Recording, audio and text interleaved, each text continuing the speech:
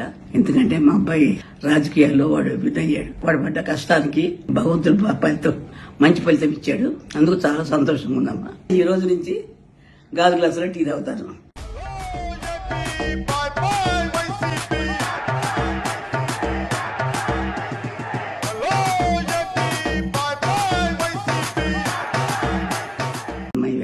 ఎందుకంటే మా అబ్బాయి రాజకీయాల్లో వాడు విధయ్యాడు. వాడు పడ్డ కష్టానికి భగవంతుడు అబ్బాయితో మంచి ఫలితం ఇచ్చాడు. అందుకు చాలా సంతోషంగా ఉందమ్మా. ఈ రోజు నుంచి గాజు గ్లాసులో టీ తాగుతాను.